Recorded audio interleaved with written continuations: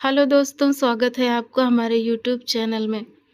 तुम जैसी middle class लड़की को इस घर की बहू बनाकर क्यों लाया गया है जानती हो?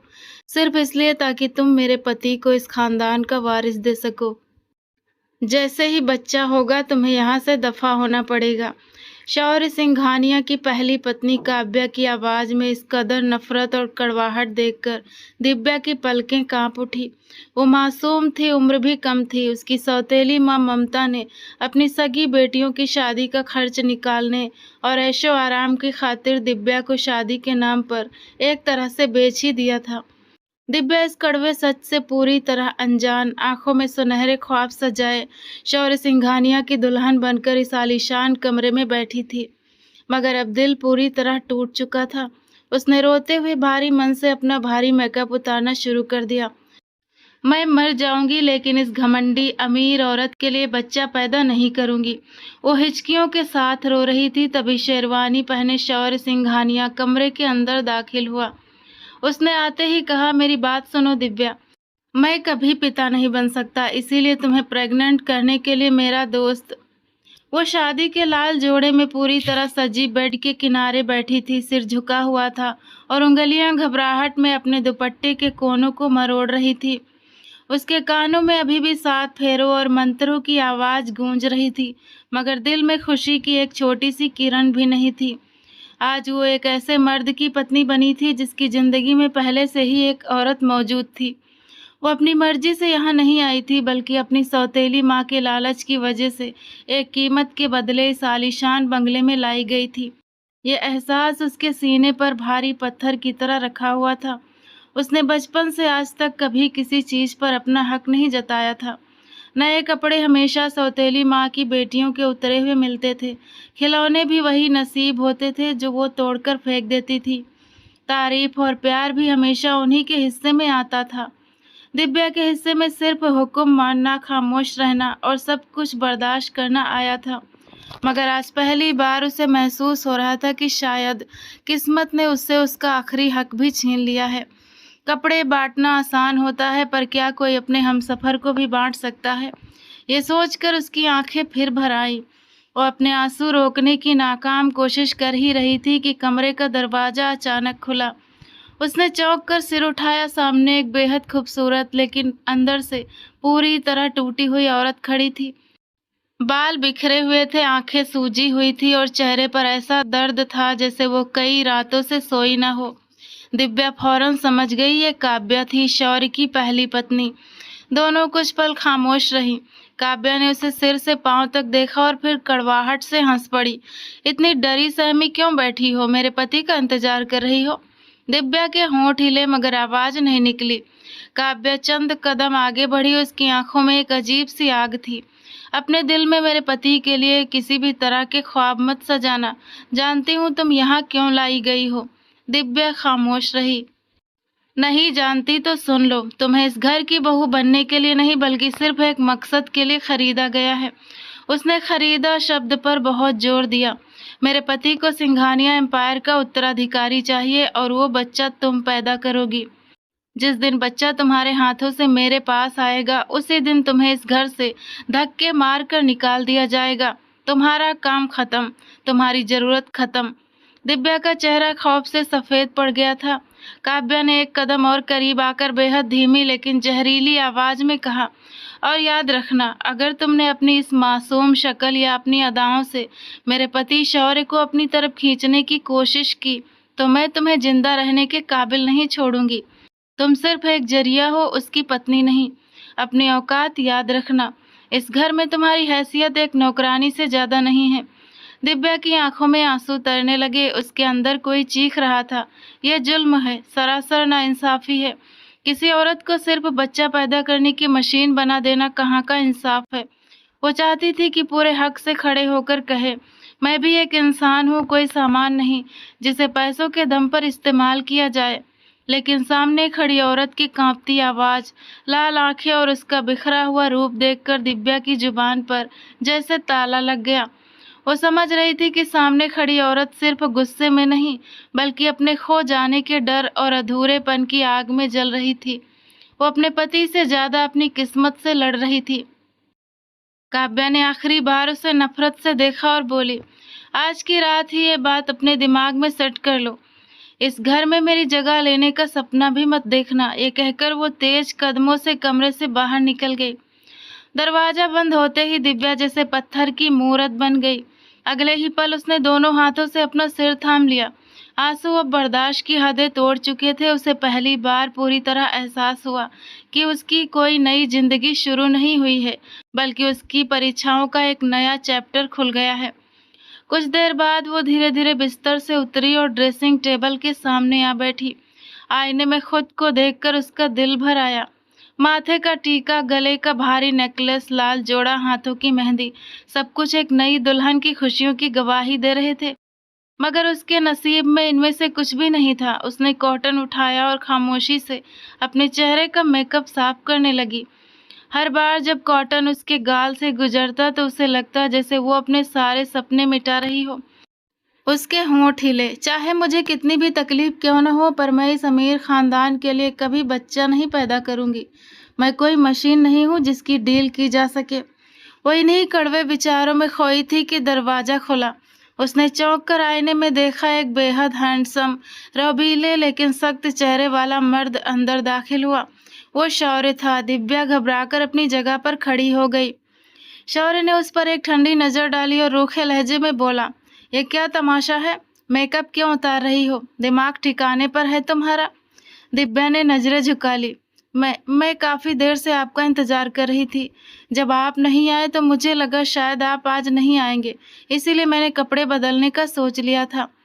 शौर्य ने कोई जवाब नहीं दिया। वो कुछ पल चुपचाप उसे देखता रहा, फिर बोला, मुझे तुमसे एक बहुत जरूरी बात करनी है। दिव्या ने खामोशी में सिर हिलाया।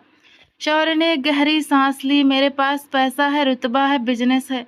मैंने जिंदगी में हर वो चीज हासिल की जो मैं चाहता था, लेकिन एक कमी ऐसी है जिसे मैं आज तक दुनिया से छुपाता आया हूँ। आज तुम्हें बता रहा हूँ, और ये बात मेरी पहली पत्नी काव्या या मेरी फैमिली में से कोई नहीं जानता। मैं इसलिए बता रहा हूँ क्योंकि तुम्हारा जानना जरूरी है। मैं कभी बाप नहीं बन सकता। दिव्या ने चौंक कर उसकी तरफ देखा। शौर्य ने अपनी बात जारी रखी, इसीलिए मैंने तुमसे शादी की है। मुझे हर हाल में एक वारिस चाहिए, और वो वारिस तुम मुझे दोगी। इस काम के लिए मैंने तुम जैसी मजबूर और गरीब लड़की को चुना है। दिव्या की आंखों में हैरानी के साथ साथ अब गुस्सा भी आ गया। अगर आप बाप नहीं बन सकते थे तो आपने ये शादी क्यों की? आपकी पहली पत्नी पहले से ही घर में है ना, फिर मेरी जिंदगी तबाह करने की क्या जरूरत थी? शौर्य ने हाथ उठाकर उसे बीच में ही टोक दिया। जब मैं बात कर रहा हूँ तो चुपचाप सुनो, बीच में मत बोलो। मेरा एक बहुत खास और भरोसेमंद दोस्त है। अभी इसी वक्त लीगल पेपर्स पर साइन होंगे और तुम्हारा डिवोर्स मुझसे हो जाएगा। इसके तुरंत बाद तुम्हारी शादी मेरे उसी दोस्त से होगी। तुम 1 साल तक उसके साथ उसकी पत्नी बनकर रहोगी। दिव्या के पैरों तले जमीन खिसक गई। ये क्या कह रहे हैं आप? मेरी शादी आपसे हुई है। एक शादी के रहते आप दूसरी शादी कैसे कर सकते हैं? शौर्य ने ठंडी निगाहों से उसे देखा। उसके चेहरे पर ना कोई पछतावा था, ना कोई हिचकिचाहट, सिर्फ एक अजीब सा खालीपन था। उसने बेहद सपाट लहजे में टेबल पर रखे डिवोर्स पेपर उसकी तरफ बढ़ा दिए। मैं शौर्य सिंघानिया तुम्हें इसी वक्त डिवोर्स दे रहा हूँ। इन पेपर्स पर मैंने पहले ही साइन कर दिए हैं। दिव्या की सांसें जैसे रुक गई। वो अभी इस सदमे को संभाल भी नहीं पाई थी कि शौर्य ने आगे का प्लान बनाया। अब लीगल तौर पर हमारा रिश्ता खत्म। अब तुम्हारी शादी मेरे दोस्त से होगी। जब तुम उसके बच्चे की माँ बन जाओगी तो वो तुम्हें डाइवोर्स दे देगा और मैं तुमसे दोबारा शादी कर लूँगा। इस तरह मेडिकल साइंस और सोसाइटी की नज़रों में ये बच्चा मेरा और काव्या का ही कहलाएगा। सारा कॉन्ट्रैक्ट तैयार है। दिव्या ने कांपती आवाज में कहा, आप इंसान हैं या कोई शैतान? क्या मैं कोई खिलौना हूँ जिसे जब चाहा पैसों से खरीद लिया, जब चाहा छोड़ दिया और किसी और के हवाले कर दिया? शौर्य का चेहरा और सख्त हो गया। तुम इस वक्त सिंघानिया खानदान के कर्ज तले दबी हो दिव्या। तुम्हारी सौतेली माँ ने जो रकम ली है उसके बदले तुम वही करोगी जो मैं कहूँगा। अगर मेरी बात मानने से इनकार किया तो सिर्फ तुम नहीं, तुम्हारा पूरा परिवार एक ऐसे जाल में फंसेगा कि सारी जिंदगी जेल की सलाखों के पीछे कट जाएगी। मेरे पास इतनी पावर है कि मैं तुम लोगों का नामो निशान मिटा सकता हूँ। इसीलिए समझदारी इसी में है कि जो कहा जा रहा है चुपचाप मान लो। वो दरवाजे की तरफ बढ़ा और बिना मुड़े बोला, तैयार हो जाओ, पंडित जी और वकील नीचे आ चुके हैं, मैं बस उन्हें लेकर आता हूँ। दरवाजा बंद हुआ तो दिव्या को लगा जैसे उसकी जिंदगी के सारे दरवाजे हमेशा के लिए बंद हो गए हों। वो कुछ पल वहीं सुन्न खड़ी रही। उसके कानों में सिर्फ एक ही शब्द गूंज रहा था, डिवोर्स कॉन्ट्रैक्ट सौदा। उसे यकीन ही नहीं आ रहा था कि कुछ मिनट पहले वो जिसकी पत्नी बनकर आई थी, अब उसे किसी अजनबी के हवाले करने की तैयारी की जा रही थी। उसकी पूरी ताकत खत्म हो गई, घुटनों ने जवाब दिया और वो बेजान होकर जमीन पर गिर पड़ी। आंसू लगातार बह रहे थे लेकिन वो रोना भी भूल चुकी थी। उसकी सोनी आंखों में सिर्फ एक ही सवाल था, आखिर किस जुर्म में उसकी पूरी जिंदगी एक खिलौना बनकर रह गई थी।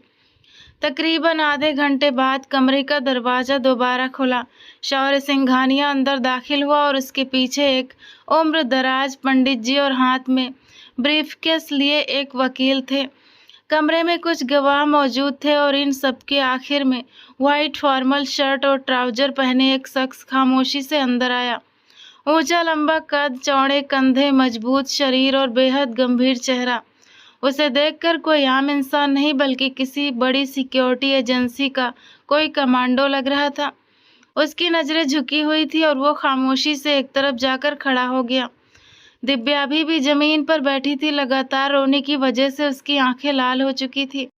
शौर्य आगे बढ़ा और उसका हाथ पकड़कर उसे जबरदस्ती खड़ा करते हुए बोला, मैं जानता हूँ कि इस वक्त तुम पर क्या गुजर रही है, लेकिन मैं अपने फैसले से एक इंच भी पीछे नहीं हट सकता।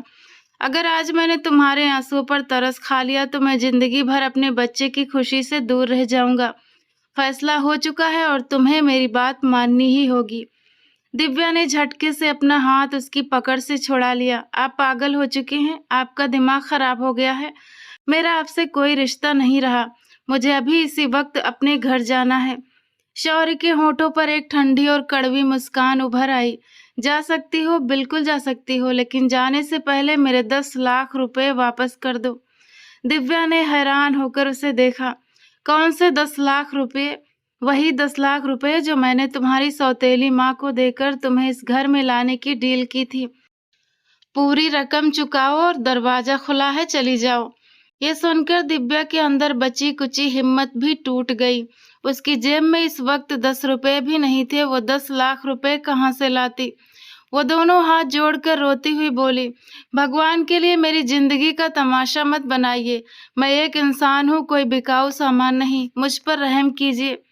शौर्य का चेहरा जरा भी नहीं बदला। उसने बेहद ठंडे अंदाज में कहा, शादी के पेपर्स पर साइन करोगी या अभी पुलिस को फोन करूं? मेरा एक इशारा काफी है, तुम्हारा पूरा परिवार ऐसी मुसीबत में फंसेगा कि कभी बाहर नहीं निकल पाएगा। दिव्या फूट फूट कर रोने लगी। उसके आंसू लगातार बह रहे थे, मगर वहां मौजूद किसी भी शख्स के चेहरे पर दया का कोई भाव नहीं था। शौर्य ने पंडित जी और वकील की तरफ देखा। पंडित जी, शादी की रस्में और दस्तखत की कार्रवाई शुरू कीजिए। दिव्या के आंसू थमने का नाम नहीं ले रहे थे। एक ही दिन में उसकी पूरी जिंदगी बार बार छीनी जा रही थी। क्रीम कलर कपड़ों में खड़े उस शख्स ने पहली बार अपनी नजरें उठाई। उसके चेहरे पर ना कोई खुशी थी, ना घमंड और ना ही कोई जल्दबाजी, सिर्फ एक गहरी गंभीरता थी। पंडित जी और वकील ने पेपर्स पर साइन करवाकर शादी और कॉन्ट्रैक्ट के पूरे होने का ऐलान किया। ये सब सुनते ही दिव्या ने अपनी आंखें बंद कर ली।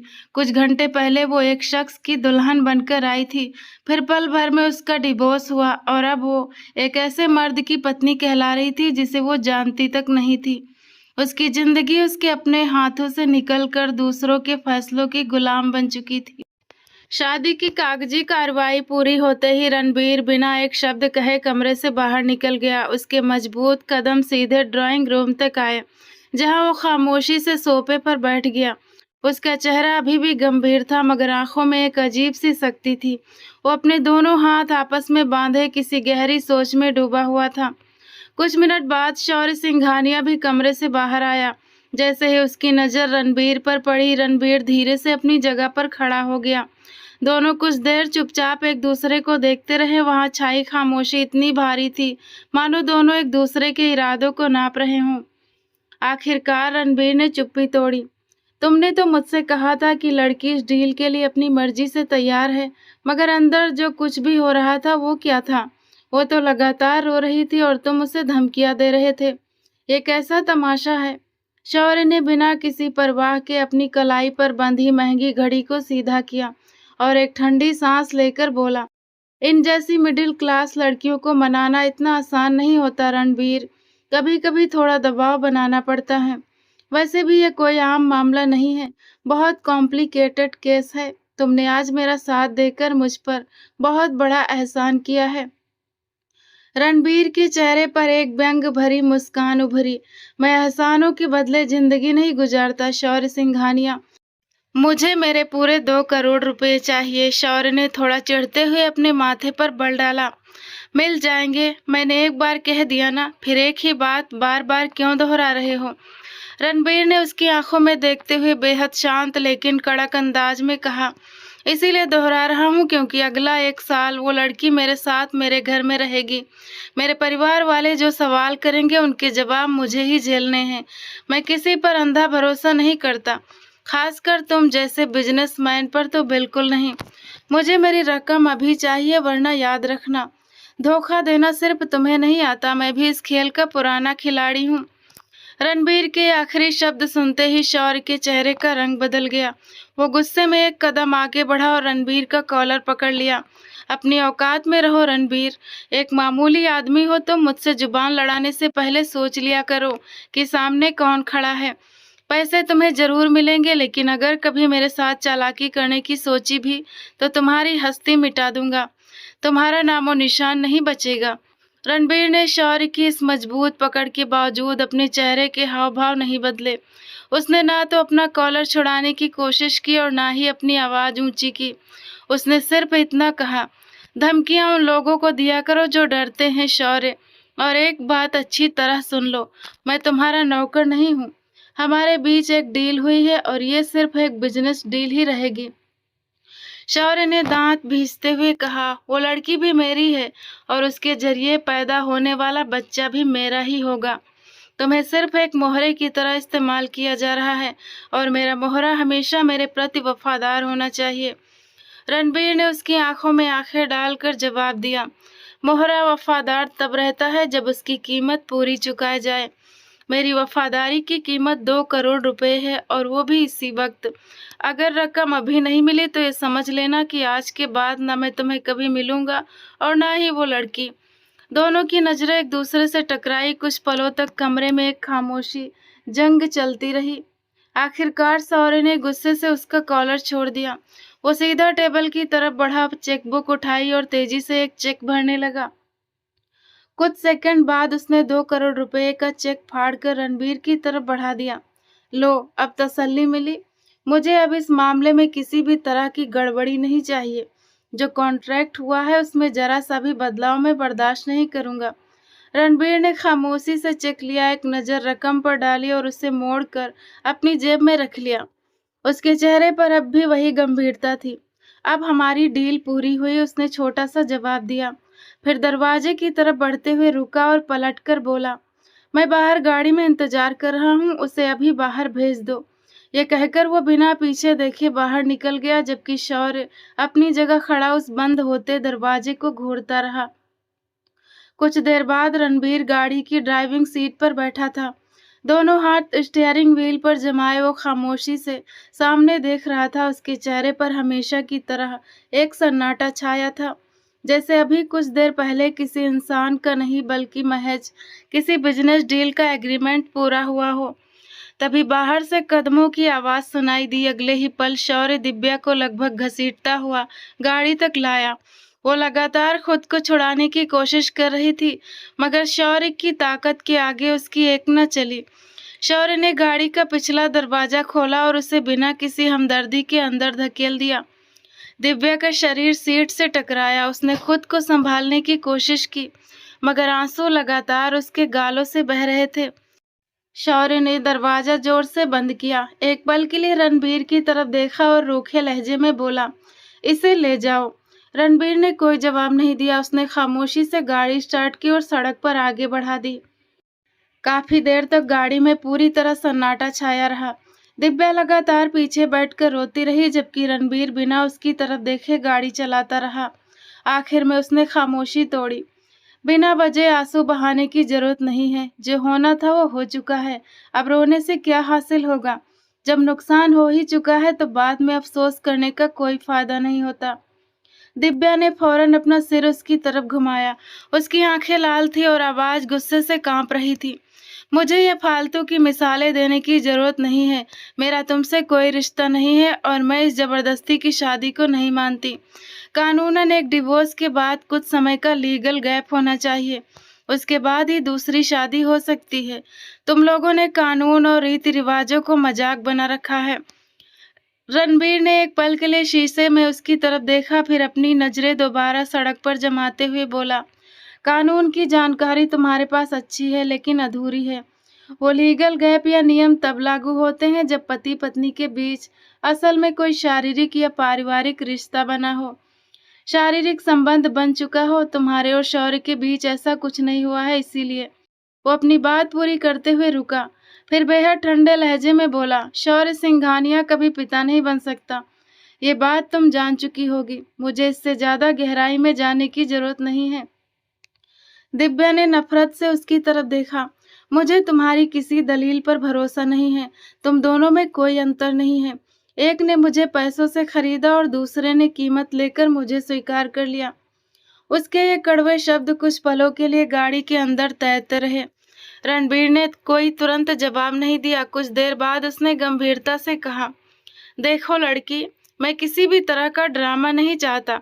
तुम ये अब अपने आने वाले कल को बेहतर बनाने के लिए कर रही हो। दिव्या ने तीखेपन से उसकी बात काट दी। मेरा आने वाला कल बेहतर? तुमने सच में ऐसा लगता है? रणबीर ने जैसे उसके इस वाक्य को पूरी तरह अनदेखा कर दिया और अपनी बात जारी रखी, और मैं ये सब सिर्फ पैसों के लिए कर रहा हूँ। हर इंसान की अपनी कोई ना कोई मजबूरी होती है, इसीलिए अब हमें सोच समझकर अगला कदम उठाना होगा। वो खामोशी से सुनती रही। रणबीर ने आगे कहा, अभी मेरे घर पहुंचने के बाद परिवार वालों के सामने मुझे झूठ बोलना पड़ेगा। वहां तुम्हें सिर्फ मेरा साथ देना है। अगर तुमने कोई ऐसी बात कही जिससे खेल बिगड़ा तो याद रखना, मैं सीधा शौर्य से तुम्हारी शिकायत करूंगा। दिव्या के चेहरे का रंग उड़ गया। रणबीर ने उसी सपाट अंदाज में बात जारी रखी, और तुम अच्छी तरह जानती हो कि शौर्य सिंघानिया क्या कर सकता है। नुकसान सिर्फ तुम ही नहीं पहुंचेगा, बल्कि तुम्हारे पूरे परिवार उसकी लपेट में आ जाएंगे। इसीलिए भावनाओं से नहीं, दिमाग से काम लेना।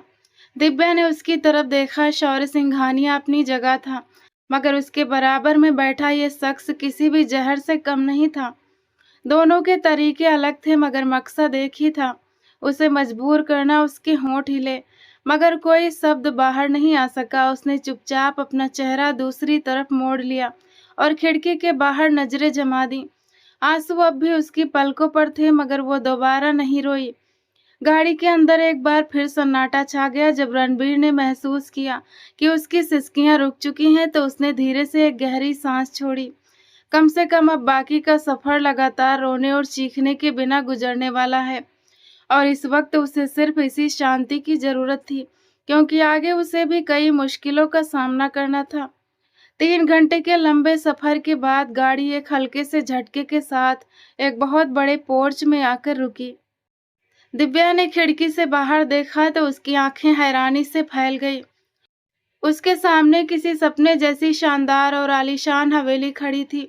ऊंचे ऊंचे खंभे, बड़े बरामदे, दूर तक फैला हुआ बगीचा और ऐसी भव्यता जैसे किसी बड़े जमींदार खानदान की कई पीढ़ियों का इतिहास इन इमारत की दीवारों में छिपा हो। वो कुछ पल खामोश बैठी रही, फिर उसके मुंह से अचानक निकला, ये हवेली तुम्हारी है?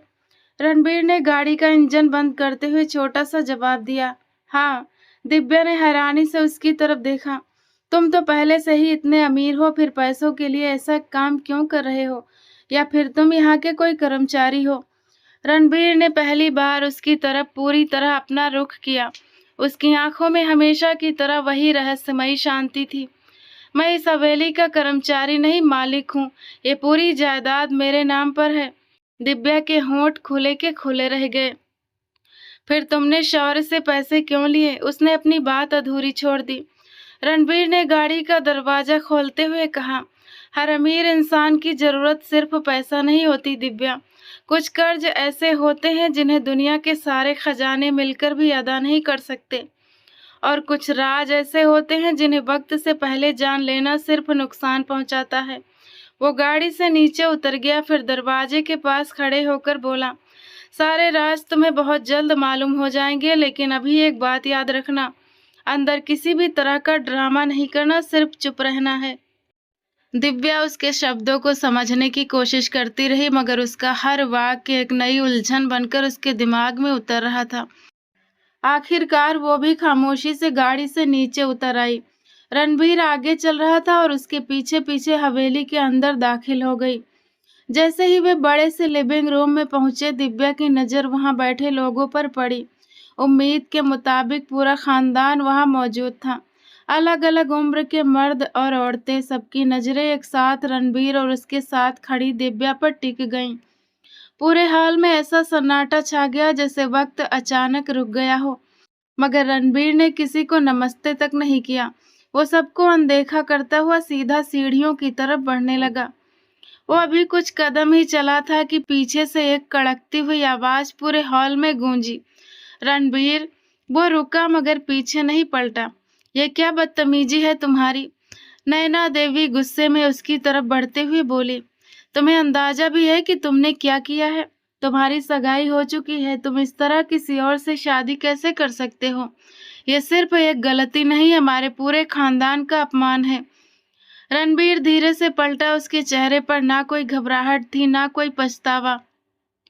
उसने अपनी माँ की आंखों में देखते हुए शांत लहजे में कहा, मैंने शादी की है, कोई पाप नहीं किया। और जहाँ तक सगाई की बात है, मैं इस बारे में बाद में बात कर लूंगा। फिर इतना हंगामा खड़ा करने की क्या जरूरत है? क्या मुझे अपनी पसंद से जीवन साथी चुनने का अधिकार भी नहीं है? उसके शब्द अभी खत्म भी नहीं हुए थे कि उसके पिता अपनी जगह से खड़े हो गए। शर्म आनी चाहिए तुम्हें। विक्रम शाह की आवाज में ऐसा रौब था कि हॉल में बैठा हर एक शख्स शांत हो गया। वो लड़की मेरे स्वर्गीय दोस्त की बेटी है, तुम उसके साथ ऐसा धोखा कैसे कर सकते हो? हमने तुम्हें इस पूरे खानदान के ट्रस्ट और जायदाद का मुखिया इसीलिए नहीं बनाया था कि तुम अपनी मर्जी के फैसले करके पूरे परिवार को समाज में बदनाम करो।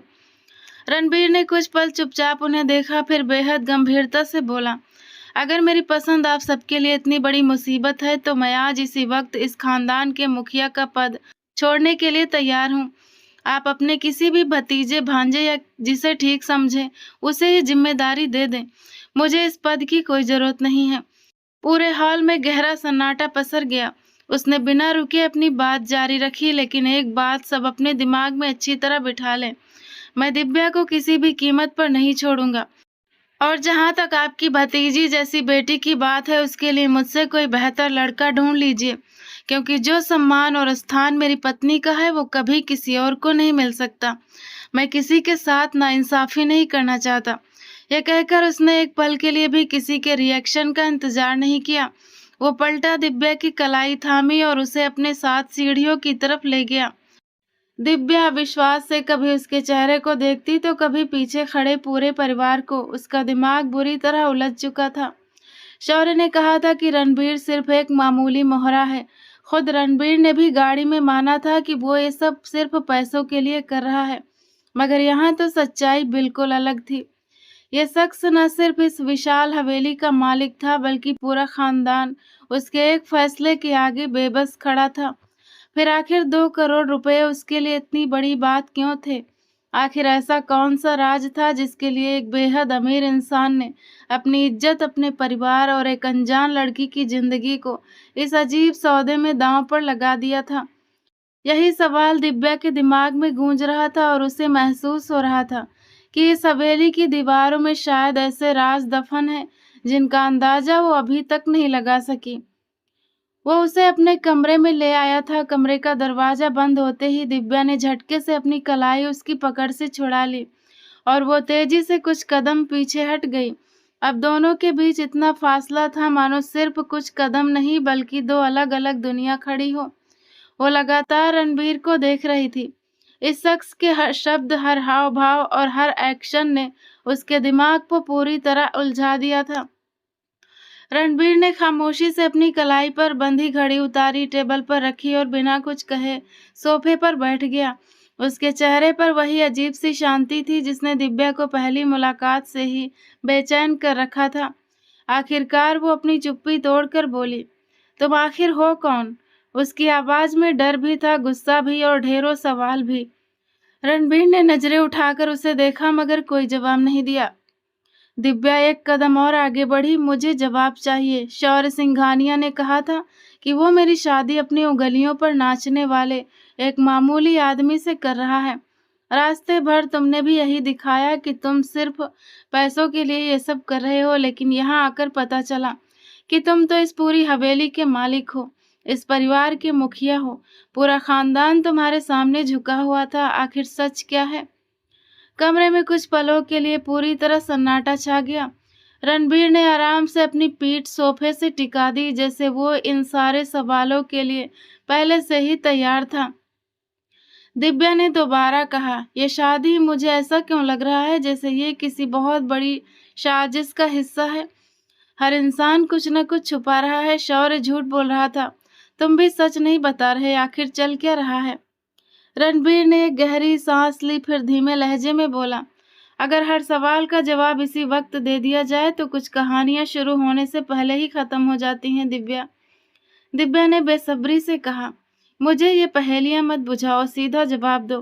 वो हल्का सा मुस्कुराया, मगर इस मुस्कान में कोई खुशी नहीं थी, सिर्फ एक थकावट थी। वक्त आने पर तुम्हें सब कुछ पता चल जाएगा। दिव्या ने चिढ़कर अपना सिर हिलाया। यही वाक्य तुम अब तक 3 बार बोल चुके हो, वक्त आने पर, वक्त आने पर। आखिर वो वक्त कब आएगा? तब जब मेरी जिंदगी पूरी तरह बर्बाद हो जाएगी। रणबीर खामोशी से उसे देखता रहा, फिर आहिस्ता से बोला, तुम्हारी जिंदगी बर्बाद नहीं होने दूंगा। दिव्या चौंक गई। क्यों? तुम्हारा मुझसे क्या रिश्ता है? कुछ घंटे पहले तक तो तुम मेरे लिए एक अनजान इंसान थे।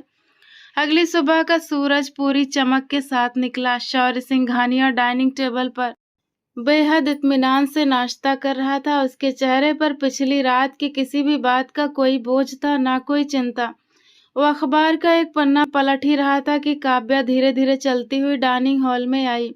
उसके बाल अब भी बिखरे हुए थे, आंखें रात भर जागने की वजह से सूज चुकी थी और चेहरे पर वही थकी और टूटी हुई हालत थी जो किसी डरी हुई औरत की पहचान बन जाती है। उसने कुछ पल खामोशी से शौर्य को देखा, फिर करवाहट के साथ कुर्सी खींचकर उसके ठीक सामने बैठ गई। तो आखिरकार मन भर गया। शौर्य ने अखबार से नजरें हटाए बिना पूछा, क्या मतलब? काव्या तीखी हंसी। मतलब ये कि तुम्हारी वो नई नवेली दुल्हन कहाँ है? अभी तो सिर्फ एक ही रात बीती है, या फिर इतनी जल्दी मेरी जगह उसे दे दी? शौर्य ने अखबार को मोड़कर एक तरफ रखा और बेहद शांति से चाय की चुस्की ली। तुम अब भी वही सब सोच रही हो? और क्या सोचूं?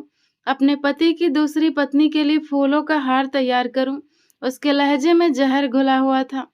शौर्य ने कुर्सी से पीठ टिकाई और एक हल्की सी मुस्कान के साथ उसे देखने लगा। तुम मुझे इतना पत्थर दिल समझती हो? काव्या ने फौरन जवाब दिया, कल रात तक तो ऐसा ही लग रहा था। शौर्य आहिस्ता से अपनी जगह से उठा और उसके करीब आकर खड़ा हो गया। काव्या, तुम मेरा पहला प्यार हो, मेरी पत्नी हो। फिर तुम्हारे रहते हुए मैं किसी और औरत को इस घर में हमेशा के लिए कैसे ला सकता था? काव्या ने अविश्वास से उसकी तरफ देखा, मगर तुमने तो फेरे लिए थे, शादी की थी। हाँ की थी, शौर्य ने बिना किसी झिझक के जवाब दिया। और मैंने समाज के सामने शादी का नाटक पूरा किया ताकि कोई हम पर उंगली न उठा सके। लेकिन उसके तुरंत बाद मैंने फैसला कर लिया कि मैं अपने प्यार से समझौता नहीं करूंगा। काव्या की सांसें जैसे रुक गईं। क्या मतलब? शौर्य ने प्यार से उसके दोनों हाथ अपने हाथों में ले लिए। मैंने उसे इस घर से विदा कर दिया है। कहाँ? शहर से बाहर, जहाँ मेरा फार्म हाउस है। उसे वहां भिजवा दिया है। उसकी हर जरूरत पूरी होगी, किसी चीज की कमी नहीं होगी, मगर वो इस घर में नहीं रहेगी। काव्या की आंखों में पहली बार उम्मीद की एक हल्की सी चमक उभरी। सच कह रहे हो? शौर्य ने मुस्कुराकर उसके माथे से बिखरे हुए बाल हटाए। क्या मैंने कभी तुमसे झूठ बोला है? यह लाइन कहते हुए उसके चेहरे पर इतनी चालाकी से मासूमियत सजी थी कि अगर कोई उसके असली प्लान से वाकिफ न होता तो वाकई उस पर भरोसा कर लेता। काव्या की आंखों से आंसू निकल आए। मुझे लगा था कि मैं तुम्हें खो दूंगी। पूरी रात यही सोचती रही कि अब तुम्हारा प्यार बँट जाएगा। शौर्य ने फौरन उसे गले से लगा लिया। पागल हो तुम, प्यार कभी बँटता नहीं। तुम मेरी जिंदगी का वो हिस्सा हो जिसे कोई छीन नहीं सकता। दूसरी शादी सिर्फ एक मजबूरी थी, मेरे दिल की ख्वाहिश नहीं। काव्या ने उसके सीने से लगे लगे धीमे आवाज में पूछा, फिर तुमने ये शादी की ही क्यों? शौर्य ने एक पल के लिए नजरें चुराई, फिर बिना किसी हिचकिचाहट के झूठ बोला। बिजनेस में कुछ ऐसे लीगल मामले थे जहां ये रिश्ता जरूरी था और मुझे कंपनी के लिए एक उत्तराधिकारी भी चाहिए। तुम तो जानती ही हो कि तुम कितना मेडिकल इलाज करवा चुकी हो, लेकिन नतीजा हमेशा जीरो रहा। हर बात मैं तुम्हें अभी नहीं बता सकता, मगर भरोसा रखो उस लड़की की मेरे दिल में कोई जगह नहीं है। अगर होती तो आज सुबह वो इसी घर में मौजूद होती। काव्या ने धीरे धीरे उसकी शर्ट को मजबूती से थाम लिया। मुझे सिर्फ तुम चाहिए शौर्य, मैं किसी के साथ तुम्हें शेयर नहीं कर सकती। शौर्य ने उसके सिर पर हाथ फेरा, और इसीलिए तो मैंने उसे यहाँ नहीं रहने दिया। मैं अपनी पत्नी की आंखों में रोज रोज आंसू नहीं देख सकता। काव्या ने पहली बार कई दिनों के बाद चैन की सांस ली। उसे लगा जैसे उसने अपनी जंग जीत ली हो, मगर उसे क्या पता था कि जिस आदमी के गले लगकर वो खुद को सुरक्षित समझ रही थी, वही शख्स उसकी जिंदगी का सबसे बड़ा झूठ अपने सीने में दबाए खड़ा था। और इसी झूठ की बुनियाद पर कई जिंदगियां खामोशी से तबाह होने जा रही थी।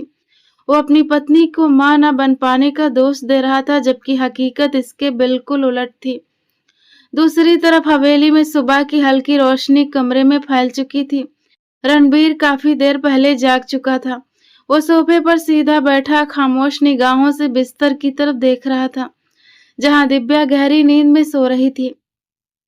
पिछली रात वो इसी बिस्तर पर सोई थी, जबकि रणबीर ने पूरी रात सोफे पर गुजारी थी। उन दोनों के बीच किसी भी तरह का कोई शारीरिक संबंध नहीं बना था। दिव्या के चेहरे पर थकान साफ दिख रही थी, जैसे वो कई दिनों से चैन से न सोई हो। रणबीर की नजरें कुछ पल उसी पर टिकी रहीं। शायद ये वो समझने की कोशिश कर रहा था कि इतनी मुश्किलों के बावजूद कोई इंसान इतनी शांति से कैसे सो सकता है। अचानक दिव्या ने हल्की सी करवट ली। उसे ऐसा महसूस हुआ जैसे कोई लगातार उसे देख रहा हो। उसने आहिस्ता आहिस्ता अपनी आंखें खोली। कुछ सेकंड तक तो वो छत को देखती रही, फिर उसकी नजरें कमरे में घूमी और सोफे पर बैठे रणबीर पर जाकर टिक गईं। पहले पहले तो वो कुछ समझ नहीं पाई, मगर जैसे ही कल रात के सारे हादसे एक एक करके उसके दिमाग में लौटे, वो घबराकर फौरन उठ बैठी। कुछ पलों तक दोनों खामोश रहे, फिर रणबीर अपनी जगह से उठा और शांत लहजे में बोला, तैयार हो जाओ, कुछ बातें हैं जो तुम्हें अच्छी तरह समझाना जरूरी है। दिव्या खामोशी से उसे देखती रही। वो कुछ कदम चलकर उसके सामने आ खड़ा हुआ। इस कमरे में बाहर जाते ही हम दोनों के बीच किसी भी तरह का मनमुटाव किसी को नजर नहीं आना चाहिए। सबको यही लगना चाहिए कि तुम मेरी प्यारी पत्नी हो और मैं तुमसे बहुत प्यार करता हूँ। दिव्या ने हैरानी से उसकी तरफ देखा। वो आगे बोला, और सब यही समझेंगे कि कल रात एक नॉर्मल शादीशुदा जोड़े की तरह हमारे बीच सब कुछ हुआ है। किसी को भी शक करने का कोई मौका नहीं मिलना चाहिए। दिव्या के चेहरे पर उलझन और गहरी हो गई, लेकिन वो रुक गई। रणबीर खामोशी से उसे देखता रहा। रणबीर, तुमने ऐसा क्यों किया? मैं सोच सोच कर पागल हो जाऊंगी, प्लीज मुझे बता दो। उसकी आवाज इस बार पहले से कहीं ज्यादा नरम थी। हमारा मकसद तो सिर्फ एक बच्चा पैदा करना है ना। फिर रात को तुम मेरे करीब भी नहीं आए। तुमने मुझसे कोई ऐसी बात तक नहीं की जिससे मुझे डर लगे। तुम इतने अमीर हो, पूरी हवेली के मालिक हो, सब तुम्हारी इज्जत करते हैं, फिर असल में तुम हो कौन? तुम मुझसे क्या चाहते हो? भगवान के लिए मुझे सच बता दो। अब मुझे घबराहट होने लगी है। रणबीर ने कुछ पल चुप रहकर उसकी आंखों में देखा, फिर बेहद धीमे लहजे में बोला, तुम्हें हर सवाल का जवाब मिलेगा, लेकिन अभी नहीं। दिव्या बेख्तियार बोल उठी, यही जवाब तुम हर बार देते हो, आखिर क्यों? क्या मैं इतनी भी भरोसे के लायक नहीं हूँ? उसने ना में सिर हिलाया। बात भरोसे की नहीं, सही वक्त की है। कुछ सच्चाइयां अगर वक्त से पहले सामने आ जाएं, तो सिर्फ प्लान नहीं, जिंदगियां भी बर्बाद हो जाती हैं। दिव्या ने बेबसी से कहा, मैं किसी प्लान का हिस्सा नहीं बनना चाहती, मैं सिर्फ ये जानना चाहती हूँ कि मेरी जिंदगी के साथ क्या खेल खेला जा रहा है।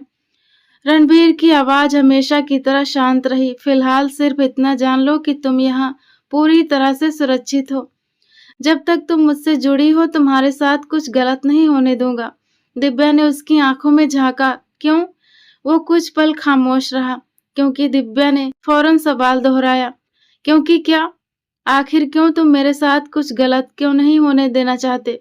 कल रात से अब तक मैंने इतना जरूर महसूस किया है कि तुम वैसे इंसान नहीं हो जैसा शौर्य सिंघानिया है।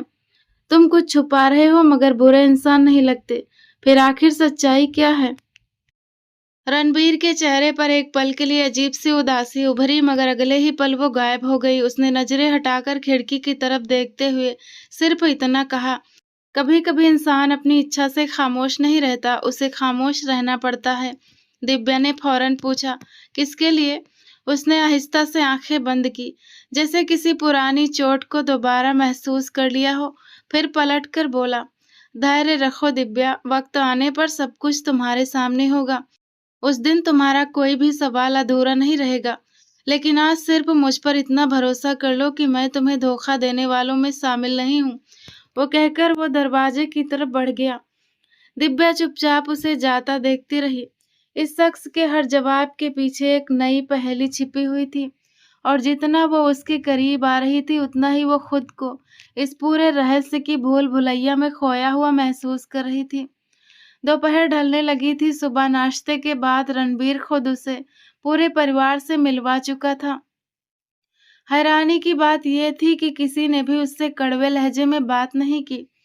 कुछ चेहरों पर नाराजगी जरूर थी, कुछ आंखों में सवाल भी थे, मगर रणबीर शाह की पत्नी होने का स्थान ऐसा था कि कोई भी उसका अपमान करने की हिम्मत न कर सका।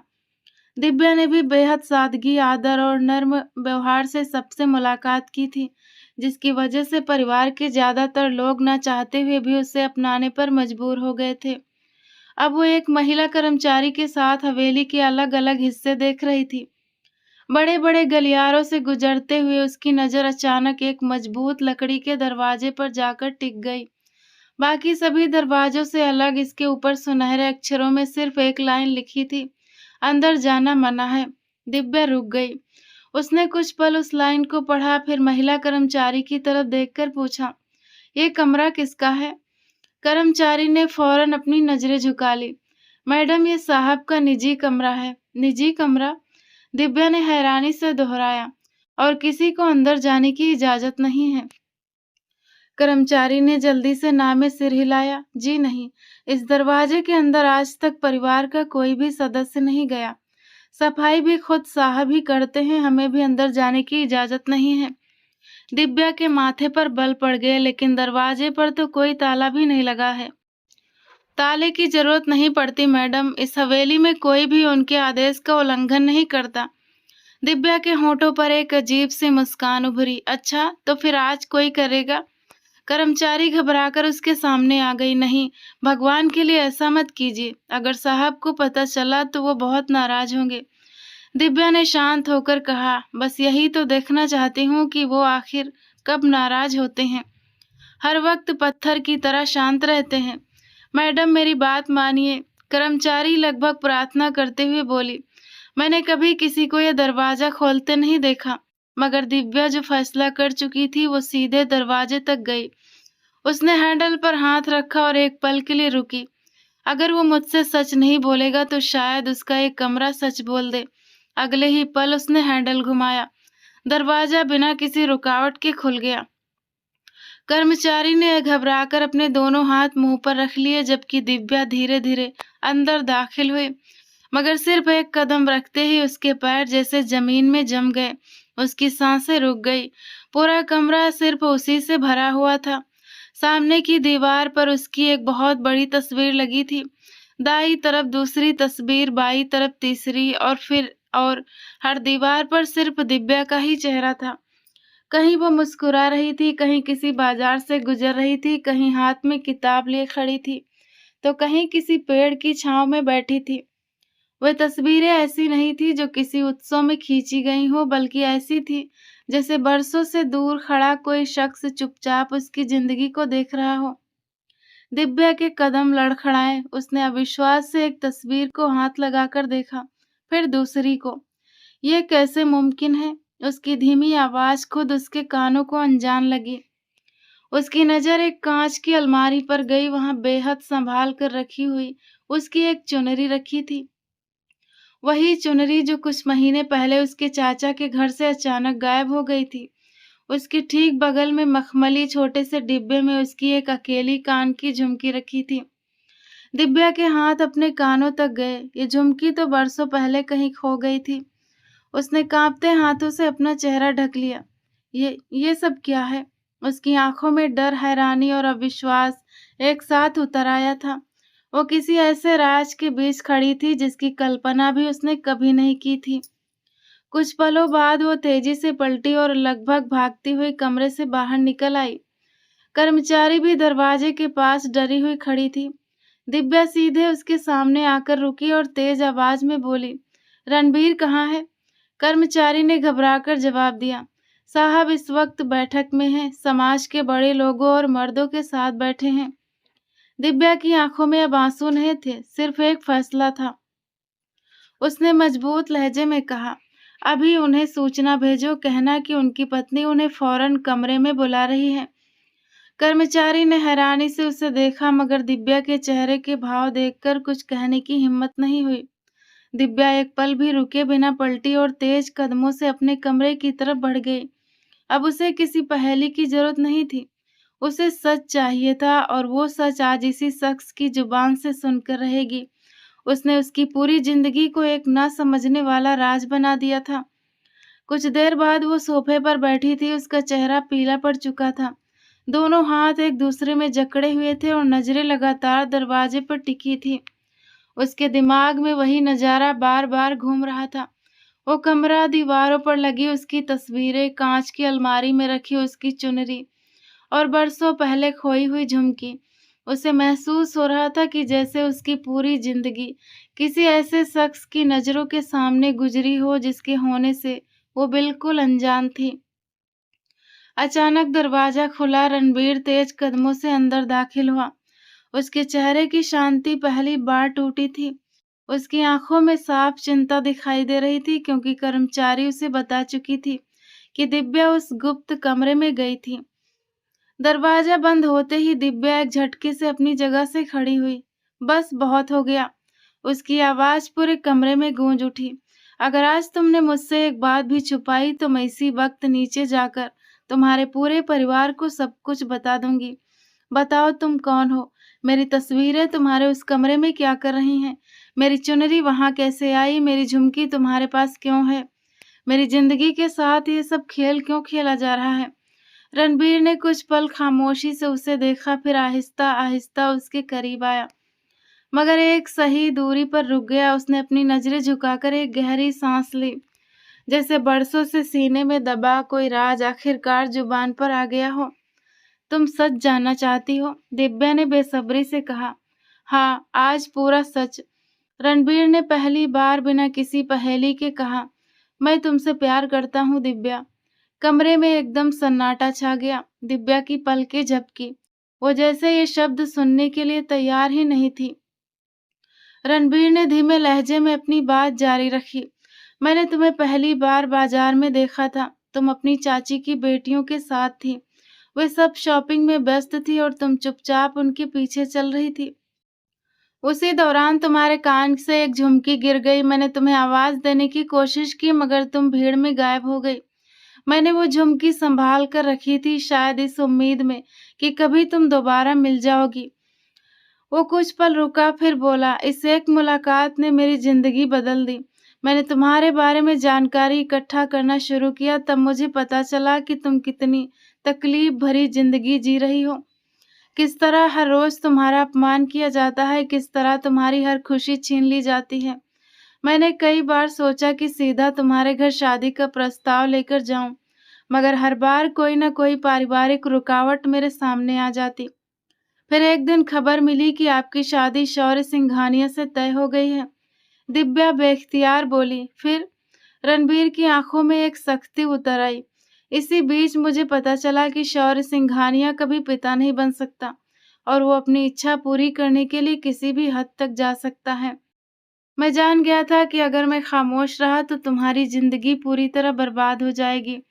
इसीलिए मैं खुद उसके करीब गया, उसका भरोसा जीता, उसके बिजनेस में उसका पार्टनर बनकर शामिल हुआ और धीरे-धीरे उसके पूरे प्लान को समझ लिया। दिव्या ने हैरानी से पूछा, ये सारा प्लान तुम्हारा था? उसने आहिस्ता से सिर हिलाया। हाँ, मैंने ही उसे ये रास्ता दिखाया क्योंकि मुझे पूरा भरोसा था कि आखिरी पल में तुम कानूनी तौर पर मेरी पत्नी बनोगी और इसके बाद वो तुम्हें कभी हाथ भी नहीं लगा पाएगा। मैं तुम्हें उस दरिंदे के हवाले नहीं कर सकता था। दिव्या की आवाज कांप गई। और वे 2 करोड़ रुपए, वो कोई कीमत नहीं थी, वो न्याय था। रणबीर ने मजबूत लहजे में कहा। शौर्य ने गरीब लोगों की जमीनें हड़प कर और उनका हक मारकर ये दौलत बनाई है। मैं उससे लिए हुए इन पैसों से उन लोगों का कर्ज वापस चुकाऊंगा जिन्हें उसने बर्बाद किया है। दिव्या की आंखों में आंसू आ गए। वो काफी देर तक खामोश रही, फिर धीरे से बोली, अगर अगर कभी हमारा बच्चा हुआ तो क्या तुम उसे शौर्य के हवाले कर दोगे? रणबीर की नजरें एकदम सख्त हो गई। उसने 2 टूक लहजे में कहा। रणबीर ने साफ शब्दों में कहा, कभी नहीं। ना तुम्हें, ना हमारे बच्चे को, ना तुम्हारी लाइफ के किसी भी हिस्से को मैं उस इंसान की प्रॉपर्टी बनने दूंगा। जब तक मैं हूं वो तुम्हारी तरफ नजर उठाने की हिम्मत भी नहीं करेगा। दिव्या ने उसकी आंखों में देखा। पहली बार उसे वहां कोई झूठ दिखाई नहीं दिया। उसके होंठ हिले मगर आवाज नहीं निकली। वो चुपचाप फिर से सोफे पर बैठ गई। कमरे में फिर सन्नाटा छा गया, मगर इस बार ये सन्नाटा सवालों का नहीं था।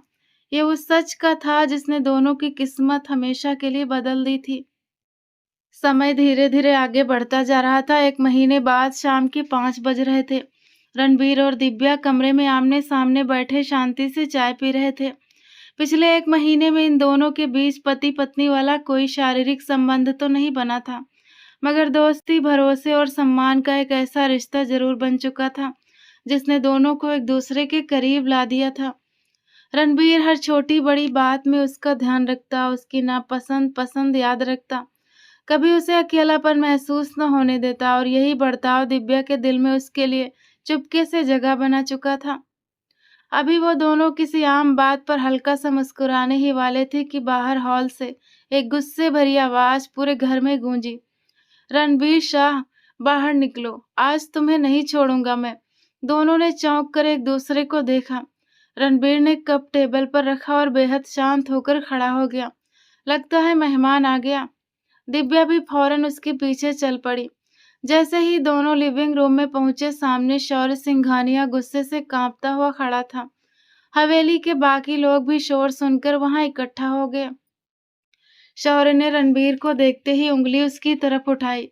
कहाँ थे तुम 1 महीने से? एक बार भी मुझसे कॉन्ट्रैक्ट नहीं किया। तुमने खुद को मेरा एक साधारण पार्टनर और एम्प्लॉय दिखाया।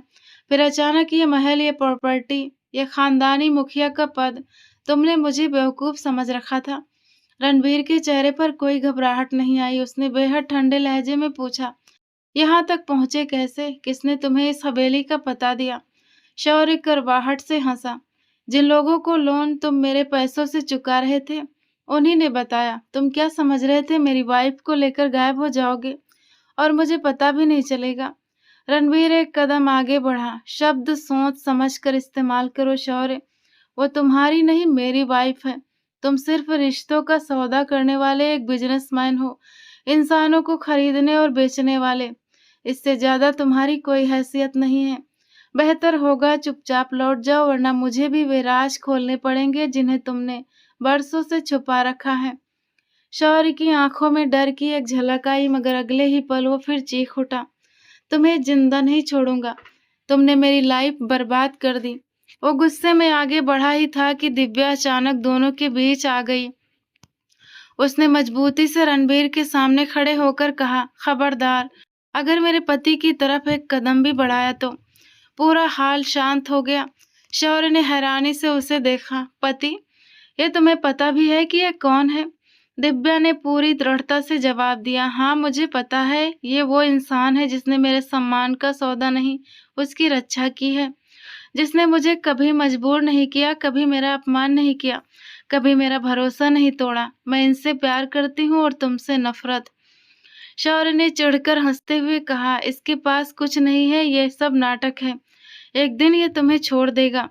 दिव्या ने उसकी बात बीच में ही काट दी।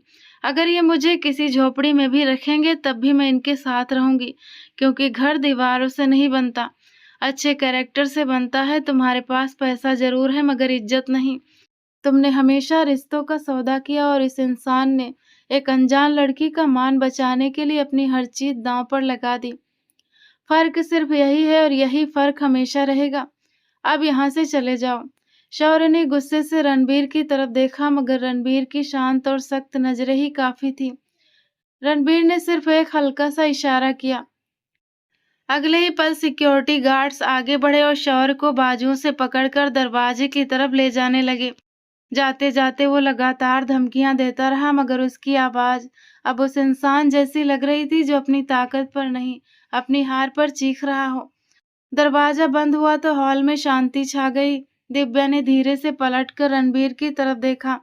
उसकी आंखों में आंसू थे मगर इस बार ये बेबसी के नहीं, सुकून के आंसू थे। वो कुछ कदम चलकर उसके सामने आ खड़ी हुई। तुम जानते हो, मैंने अपनी लाइफ में सिर्फ रिश्तों के नाम पर दुख देखे थे। पहली बार किसी ने मुझे अपना समझकर मेरी रक्षा की है। उसकी आवाज भारी हो गई। मैं तुमसे प्यार करती हूँ रणबीर। शायद उसी दिन से जब तुमने बिना किसी स्वार्थ के भी मेरे सम्मान को अपना फर्ज मान लिया था। रणबीर की आंखें भी नम हो गई। उसने आहिस्ता से उसका हाथ अपने हाथ में लिया और कहा, थैंक यू मुझे इस लायक समझने के लिए दिव्या। प्यार मांगा नहीं जाता, अच्छे स्वभाव से कमाया जाता है और आज आपने मुझे मेरी लाइफ की सबसे बड़ी दौलत दे ही दी। दिव्या जवाब में चुपचाप उसके गले लग गई। रणबीर ने भी उसे मजबूती से अपनी बाहों में समेट लिया। हवेली में खड़े हर एक इंसान ने इस नजारे को चुपचाप देखा। इस पल सबको एक सच्चाई समझ आ गई थी कि पैसा, ताकत और बड़ा पद कभी किसी इंसान को बड़ा नहीं बनाते, बल्कि उसका अच्छा स्वभाव और उसकी ईमानदारी ही उसे असली इज्जत देती है। क्योंकि सच्चा प्यार कभी खरीदा नहीं जा सकता, लेकिन वो हर अन्याय, हर साजिश और हर अंधेरे पर आखिरकार जीत जरूर हासिल कर देता है। तो दोस्तों, आपको ये नॉवेल कैसा लगा कमेंट करके ज़रूर बताइएगा। अगर पसंद आया हो तो वीडियो को लाइक कर देना। चैनल पर नए हैं तो सब्सक्राइब करना ना भूलें। मिलते हैं अगली रोमांटिक स्टोरी के साथ।